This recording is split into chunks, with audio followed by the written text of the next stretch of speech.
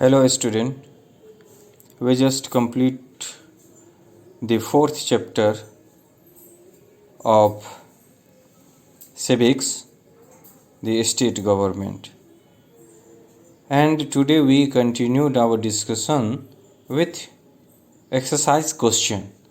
First, objective type question, multiple choice question, MCQ. The chief minister is appointed by President, Prime Minister, Governor, Chief Election Commission. You all know that Chief Minister is appointed by Governor.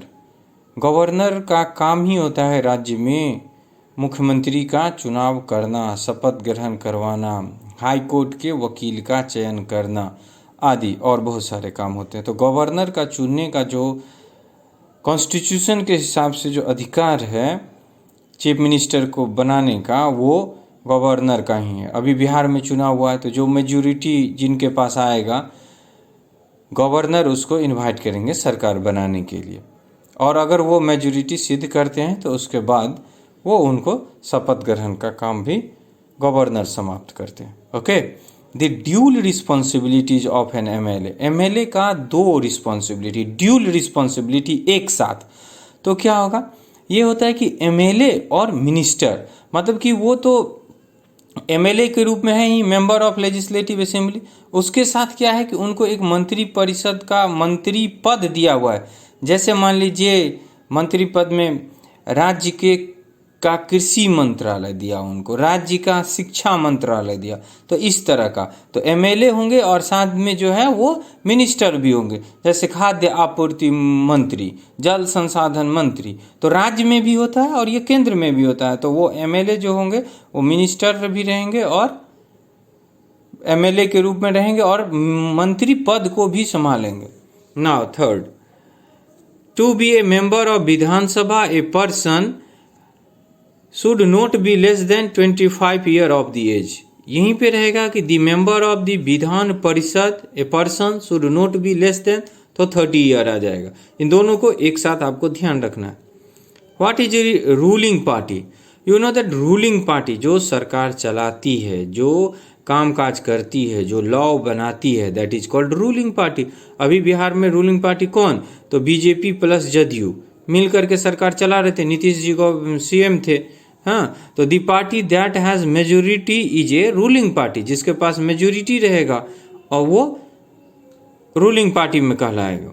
Okay, MLA stand for member of legislative assembly. Okay, member of legislative assembly MLA, और MLC member of legislative council that is Vidhan Parishad. हो गया? चलिए अब आइए scramble word के through से हमें क्या करना है कि फिल इन द ब्लैंक्स को भरना है। The term of the legislative assembly is 5 year, you all know that. The existence of the Vidhan Parishad depends on this will of the Vidhan Sabha, मतलब इच्छा किसका? तो विधान सभा। मैं इससे पहले भी आपको बताया था कि only 6 state have Vidhan Parishad, that is called bicameral. Vidhan Parishad is elected by a body of electors. Vidhan Parishad is elected by a body of electors. इसमें क्या होता है, बहुत सारे भाग मैंने बता दिया था। कुछ जो है 1/12 भाग जो है वो शिक्षक के द्वारा, 1/12 भाग जो है वो स्नातक जो ग्रेजुएट पर्सन है उनके द्वारा, कुछ जो है वो विधान सभा के द्वारा, उसके बाद कुछ जो है वो राज्यपाल के द्वारा नॉमिनेट होंगे, इस तरह का बात। The Vidhan Parishad is a permanent house, therefore each member has a term of 6 year, और प्रत्येक 2 साल पे 1/3 जो है वो खत्म हो जाते हैं। बिहार में कितना है? तो 75 सीट जो है वो विधान परिषद के लिए है। पहले 96 होता था, तो झारखंड के अलग होने के बाद अभी बिहार में 75 सीट बच के हैं। उसके बाद आइए, state legislature exercises control over the execution by way of asking question and criticising the wrong policies. State legislative exercise control over the executive by the way asking question and criticizing the wrong policies. इस तरीके से वो जो है वो control करते. Now true and false. The head of the state is CM not PM. Prime minister जो होगा वो नेशन के हेड हो जाएंगे.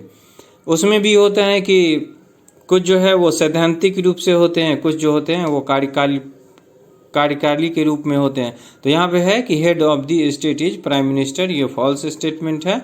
कैंडिडेट्स कंटेस्ट इन इलेक्शंस थ्रू डिफरेंट पार्टीज. बिल्कुल सही. कैंडिडेट जो है वो डिफरेंट अलग अलग पार्टी से चुनाव लड़ते हैं.